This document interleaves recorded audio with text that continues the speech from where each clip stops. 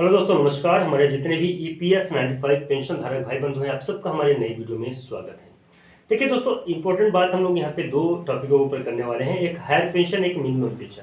Higher pension का तात्पर्य यही है कि ईपीएस 95 पेंशन धारकों को हायर पेंशन कब से मिलने लगेगी, क्या ज्वाइंट अप्सन फॉर्म के बाद ही ईपीएस 95 पेंशन धारकों को हायर पेंशन मिलेगी। नंबर एक टॉपिक है। दूसरे नंबर की जो बात है इंपॉर्टेंट, कि मिनिमम पेंशन को लेके बातें तो उठ रही थी कि बहुत जल्द उन्हें मिनिमम पेंशन की बढ़ी हुई पेंशन की राशि मिलने लगेगी, लेकिन मिनिमम पेंशन कितनी मिलने लगेगी, क्या अपडेट अभी तक है।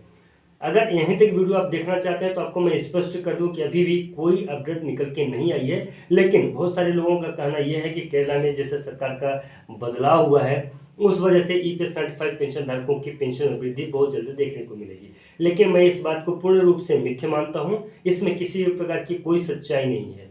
हाँ, यह बात मैं आपको मान सकता हूं कि लास्ट जून तक में कोई ना कोई बात अगर सरकार की तरफ से अपडेट सामने निकल के आती है, श्रम मंत्रालय की तरफ से कोई अपडेट सामने निकल के आती है, तो हो सकता है कि ईपीएस 95 पेंशन धारकों की पेंशन में वृद्धि की जा सके। लेकिन अभी तक में इस प्रकार की कोई अपडेट सामने निकल के नहीं आई है। अब यह मैं क्यों कह रहा हूँ ये भी मैं आपको बता दूं, क्योंकि देखिए ज्वाइंट अप्सन फॉर्म से संबंधित और जो ईपीएफओ के माध्यम से सर्कुलर जारी होते हैं, उनको देखते हुए, ध्यान में रखते हुए मैं ये बता रहा हूँ कि ईपीएस 95 पेंशन धारकों की पेंशन वृद्धि अभी नहीं होने वाला है, क्योंकि ईपीएफओ ने कहीं भी अपने सर्कुलर में इस चीज़ का मेंशन नहीं किया है कि इतने तारीख से मैं ईपीएस 95 पेंशन धारकों की पेंशन में वृद्धि कर दूंगा।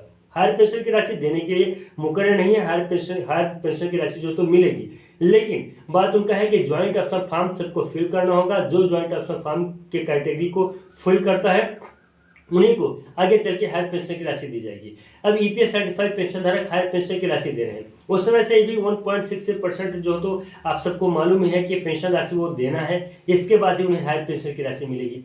अब वो आपके एक्चुअली जो आप लोगों का कटा हुआ वेज है, उसी बेस से वो जो तो डिडक्ट होगा, वो आपके पेंशन में जाएगा और वो पेंशन आगे चल के आपको मिलेगी 2014 के पहले। अब मैं आपको बता दूं कि 2014 के बाद के जितने भी ईपीएस 95 पेंशन धारक हैं, हायर पेंशन पे ही उनकी पेंशन राशि जो तो डिडक्ट हो रहा है, पीएफ में पैसा जमा हो रहा है, इसलिए उनको नहीं जमा करना है, उसके पहले वाले जो है उनको जमा करना है। तो ये तो हो गई बेसिक बात। लेकिन मोस्ट बात यह है कि मिनिमम पेंशन और हायर पेंशन को लेकर कोई अपडेट आया है या नहीं, मिनिमम पेंशन कितने रुपए हो जाएगा।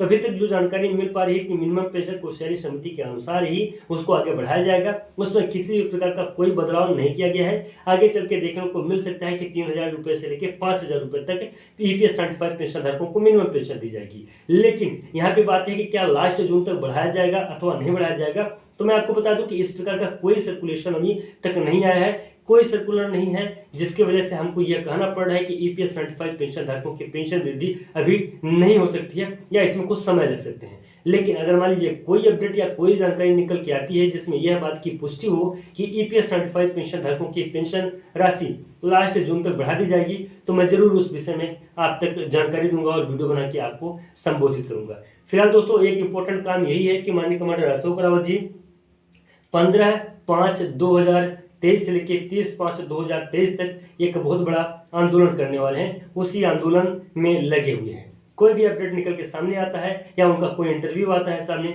तो उससे मैं आपको अवगत जरूर कराऊंगा। फिर दोस्तों, आज का बस इतना ही था। आपको यह जानकारी वीडियो कैसा लगा कमेंट में जरूर बताइएगा। मिलते हैं नई वीडियो में और नए वीडियो में, तब तक के लिए नमस्कार, जय हिंद, जय भारत।